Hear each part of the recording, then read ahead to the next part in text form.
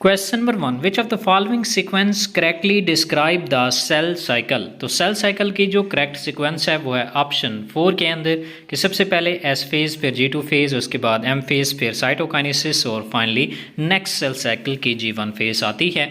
Next question है हमारे पास question number 2, in human somatic cell the number of kinetochore after S phase of mitosis is. तो somatic cell जो होती हैं वो डिप्लाइड होते हैं यानी 2n होते हैं। एस फेज के बाद क्रोमोसोम्स डुप्लीकेशन होगी तो क्रोमोसोम 46 की बजाय 92 हो जाएंगे, तो टोटल नंबर ऑफ काइनेटोकोर जो है वो एस फेज के बाद 92 होंगे। करेक्ट आंसर है ऑप्शन 4।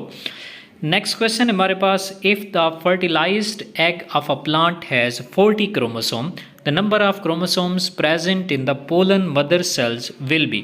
तो अगर फर्टिलाइज्ड एग मीन जाइगोट के अंदर 40 क्रोमोसोम्स हैं तो ये फर्टिलाइज्ड एग जो है ये 2n है, डिप्लाइड है, और पोलन मदर सेल भी डिप्लाइड होता है, तो इट्स मीन दोनों के अंदर जो क्रोमोसोम्स होंगे वो 40 होंगे। करेक्ट आंसर है option 3। Question number 4, the shortest phase of cell cycle is. तो सेल साइकिल की जो शार्टेस्ट फेज है वो है एनाफेज, जिसके अंदर क्रोमोसोम्स या क्रोमाटिड्स की सेपरेशन होती है। करेक्ट आंसर बनेगा ऑप्शन 3। नेक्स्ट क्वेश्चन है हमारे पास, which is the most variable stage of cell cycle. तो सेल साइकिल की जो वेरिएबल स्टेज है, मोस्ट वेरिएबल, वो है G1 फेज, क्योंकि इसमें सेल जो है वो सेल की ग्रोथ होती है, इसके अंदर RNA सिंथेसिस होती है, प्रोटीन सिंथेसिस भी होती है और सेल ऑर्गेनेलीज की तादाद में भी इजाफा होता है। तो G1 फेज को हम most variable stage of cell cycle consider करते हैं। Question number 6, the DNA replication in heterochromatic region of a cell is completed in। तो सेल के हेट्रोक्रोमेटिक रीजन के अंदर जो DNA रेप्लिकेशन है वो G2 फेज के अंदर कंप्लीट होती है। करेक्ट आंसर है ऑप्शन 3। नेक्स्ट क्वेश्चन हमारे पास question number 7, the synthesis of histone protein usually occur during.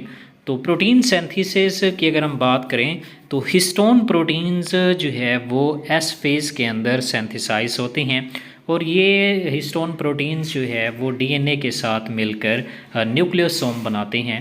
तो सिर्फ ये हिस्टोन प्रोटीन ओनली ऐसे प्रोटीन हैं जो कि एस फेज में सिंथेसाइज होते हैं। Question number 8, the longest phase of cell cycle is. तो सेल साइकिल की जो लॉन्गेस्ट फेज है वो है प्रोफेज। करेक्ट आंसर है ऑप्शन ए। नेक्स्ट क्वेश्चन है हमारे पास question number 9, which of the following statement is true. तो अगर हम इसमें से करेक्ट स्टेटमेंट की बात करें तो इसमें ऑप्शन 1 करेक्ट है, cyclin dependent kinases are inactive in absence of a partner cyclin. तो यानी साइक्लिन प्रोटीन जब साइक्लिन डिपेंडेंट काइनेसेस के साथ मिलते हैं तो फिर ये साइक्लिन डिपेंडेंट काइनेज एक्टिवेट होते हैं। अदरवाइज अगर पार्टनर साइक्लिन एब्सेंट है तो ये साइक्लिन डिपेंडेंट काइनेज इनएक्टिवेट हो जाते हैं। नेक्स्ट क्वेश्चन हमारे पास question number 10, the active cyclin dependent kinase complex regulate the cell cycle through. तो साइक्लिन डिपेंडेंट काइनेज कम्प्लेक्स जब एक्टिवेट होता है तो ये स्पेसिफिक प्रोटीन की फास्फोरिलेशन कराते हैं और इस तरह से सेल साइकिल को रेगुलेट करते हैं। तो करेक्ट आंसर बनेगा option 1। Question number 11, which of the following statement is true regarding cyclins and cyclin dependent kinases. तो अगर हम इसकी बात करें तो साइक्लिन डिपेंडेंट काइनेसेस जो हैं वो कॉन्स्टिट्यूटिवली एक्सप्रेस होते हैं सेल्स के अंदर, और साइक्लिन की अगर बात करें तो cyclins are synthesized at specific stages of the cell cycle. तो ये साइक्लिन स्पेसिफिक स्टेज पे प्रोड्यूस होते हैं और साइक्लिन डिपेंडेंट काइनेज के साथ मिलके उसे एक्टिवेट करते हैं, और जब वो स्टेज पास आउट होती है तो ये साइक्लिन्स जो है वो डिग्रेड कर दिए जाते हैं। तो करेक्ट आंसर बनेगा ऑप्शन 1।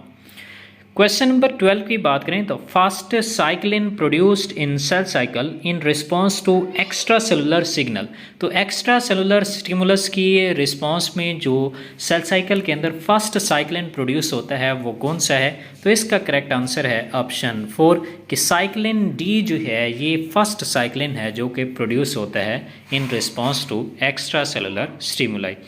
नेक्स्ट क्वेश्चन हमारे पास question number 13, which of the following cyclin dependent kinase complex initiates the degradation of nuclear membrane during cell cycle. तो सेल साइकिल के अंदर न्यूक्लियर मेम्ब्रेन की जो डिग्रेडेशन है वो साइक्लिन बी और साइक्लिन डिपेंडेंट काइनेज 1 के एसोसिएशन की वजह से होती है।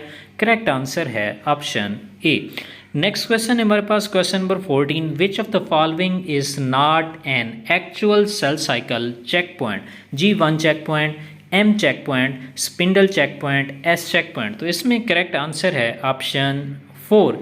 S चेक पॉइंट जो है वो एग्जिस्ट नहीं करता, ये एक तरह का actual cell cycle check point नहीं है।